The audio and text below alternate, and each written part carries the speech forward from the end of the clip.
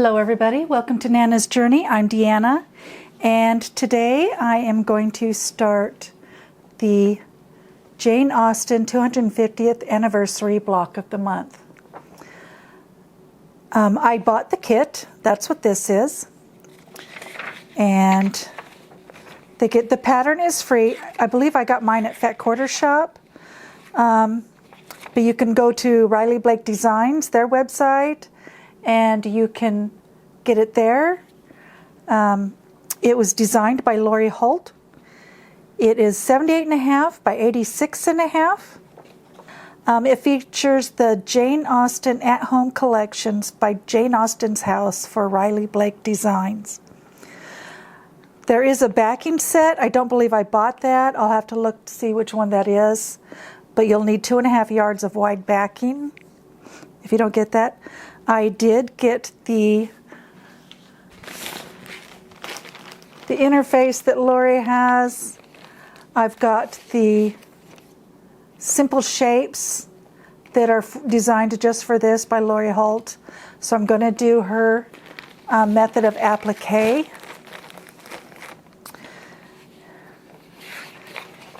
It will tell you, it has like the shape and the number, how much fabric you need to cut it. Oh, and then you need to cut 16 of them, you know. But they have all the fabrics listed here and what you need to cut. So to keep from getting confused, or at least I hope this keeps me from getting confused, I just made a copy of those pages, cut them up, and I pinned I pinned the label that matches the fabric. So with this fabric, I'm going to need to cut 4 2x3 rectangles, and I'm going to use the V9 for the bath block number 1. So I will cut these out, and then I will pin them back together.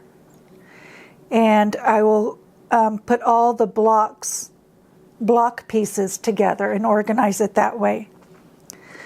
But the first thing I want to do is get everything cut out. And then we'll go from there. Then I'll probably cut out all the interfacing for it. Sew together all the applique pieces, get all of those done at once. You know, just put together, not appliqued on. But yeah, I want to get those done because I want to sit and listen to some audiobooks, but I want to do something with my hands while I listen, so I want to hurry and get this ready to go. So that is a lot of cutting, organizing, so I will see you later. Okay, I've got some of my pieces cut out, not all of them. I've put them in baggies according to blocks. We've got Berkshire, Bath, Winchester, Kent, Hampshire, there's London, there's Southampton. So if there's a piece that goes in those, I cut that out and I put it in the baggie for that city. And now I am going to cut the interfacing. So you just trace out the pieces like this. But for the applique, you're just going to take the sew-in interfacing. I'm going to add in the description box below a link to Lori Holt's tutorial on how to do the applique. This is her method, so that will be down there, and I'm sure she does a much better job than I do. But you're just going to outline it, and then when you cut it out, you're not supposed to move it.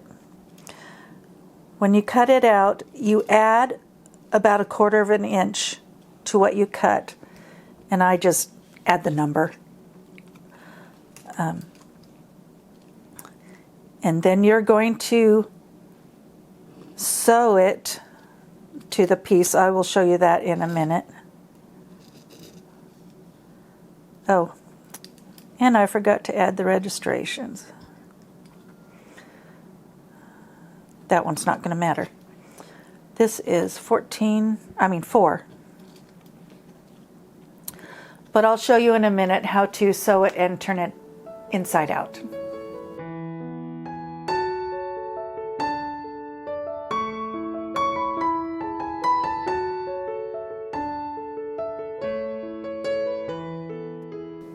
Okay, as typical, I forgot I needed more than one of each thing. For instance, I need 4 of these. So I've got some more interfacing to cut out, and then I will get back with you. But when you pin them together, you want the right side of your fabric up. You want to be able to, you want this face up so that you can see your drawings, and just pin it there.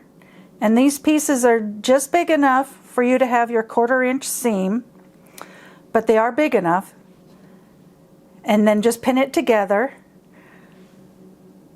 Set it aside till you get a pile, and then you can just sew them all at once. So let me finish and I'll be back. Okay, if you read right here, it says interfacing required. It'll tell you how many you need of which stencils you need. So that is a nice little handy list to have. Okay, now I have all the pieces traced out for the block, and after I get them traced out, I will pin them to the correct piece of fabric, and then we will get to the sewing machine and sew them. Okay, I finally got all my pieces, and you're going to sew on the line, and you're not going to back stitch, you're just going to go over some of your previous stitches, and that will lock it. Then you can just go off the edge and continue on to the next one and chain stitch.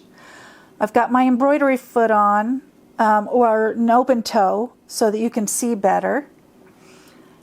And I've got my stitches at 2, so just go slow and take your time.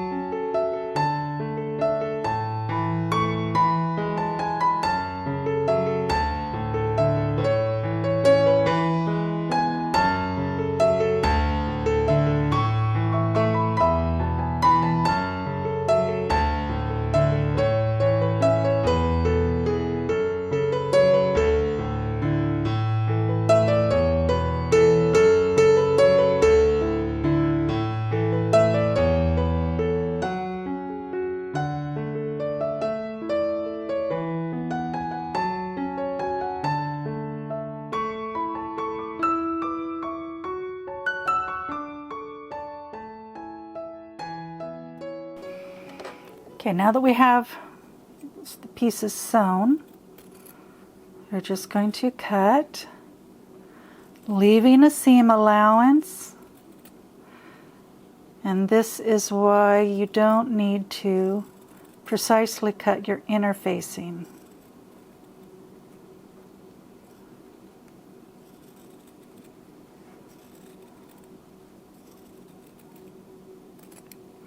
Okay.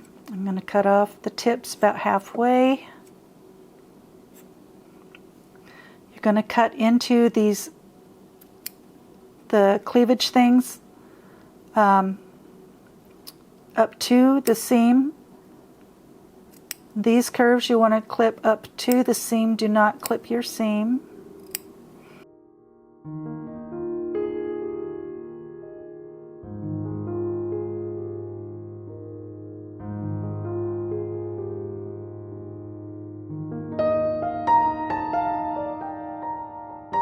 Now, the tighter the curve, the closer the clips need to be. I don't know how close these clips need to be. I'm just doing what I feel might be right.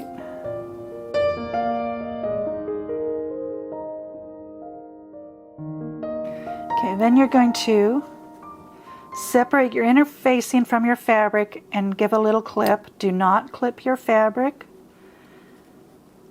And you're just going to make a little X.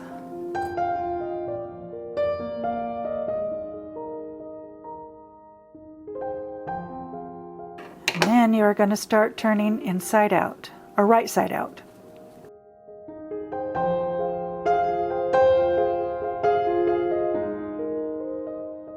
You just need to get it started, and then your little turner tool can help you.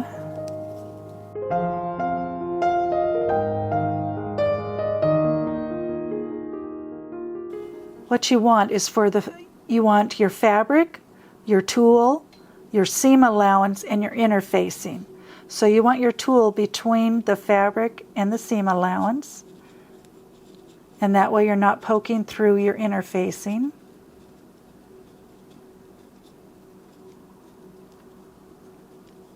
And gently push it out.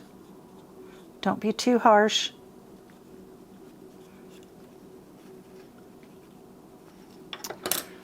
I forgot to clip that part of the interfacing.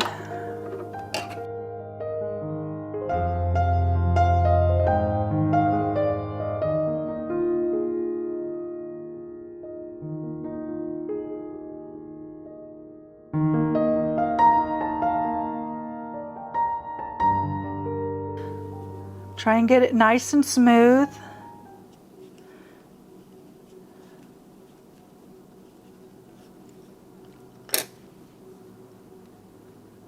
And there we go. And then I will iron that down, and I will use a tailor's clapper because that will help make them nice and flat. We will work on this one.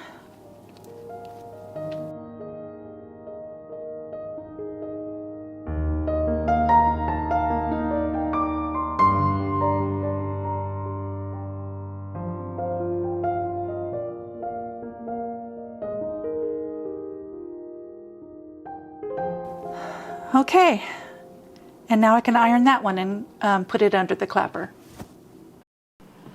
Okay, I have all the pieces for the center block ready to go. They're all pinned down onto my foam board, and I didn't pin the stems because my fingers are getting sore from the pins. But it helps if you use a ruler, you know, to measure your distances.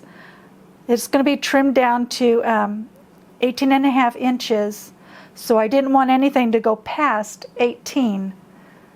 So I kept everything a half inch away from everything, and that gives it like a 1/4 inch to the edge. I didn't want it to come right up to the seam, even though she has them pretty close up here.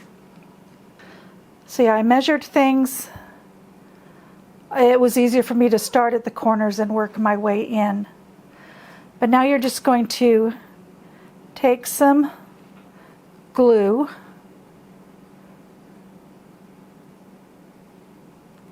What else?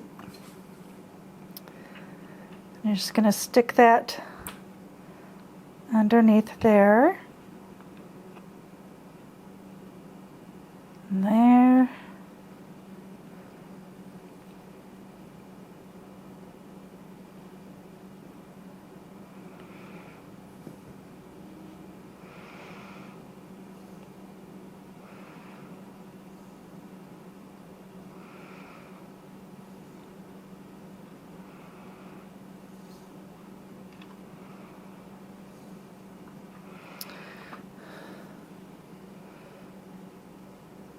And the center one will go on top.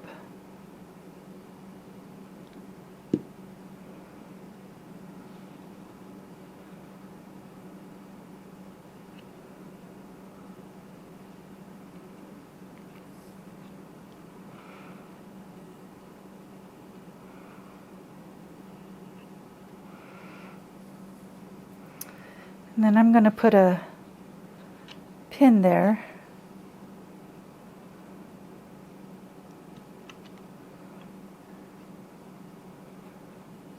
And this one here.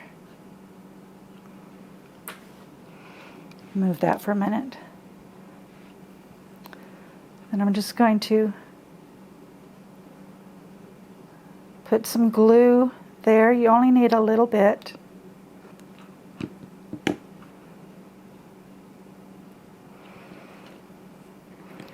check my 1/2 inch. Okay.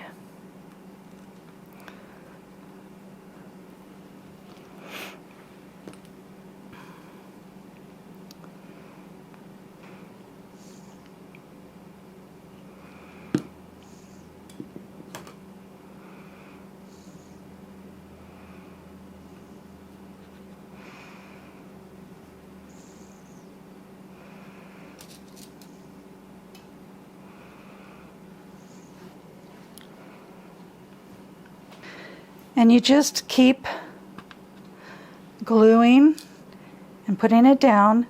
This is underneath, so you want to glue that one first.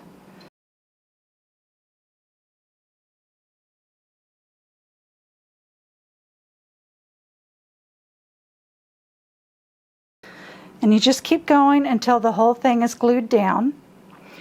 Wait for it to dry. And then you can start your hand stitching. I'm not going to show the hand stitching. I'm going to do that in the evenings while I'm relaxing. So I will show you this when it's done.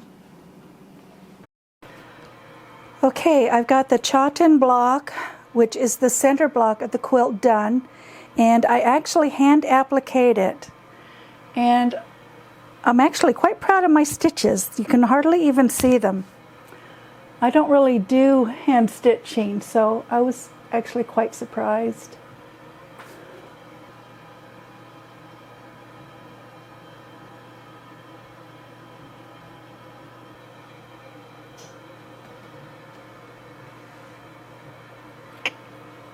So I'm glad that's done. I wish I had trimmed the interfacing out of the middle of each of these so that it wasn't so thick.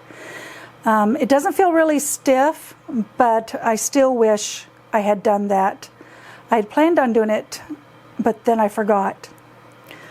So now I need to get ready to do the Kent blocks. So I will see you next month. And thank you for joining me. And I hope to see you next time on Nana's Journey.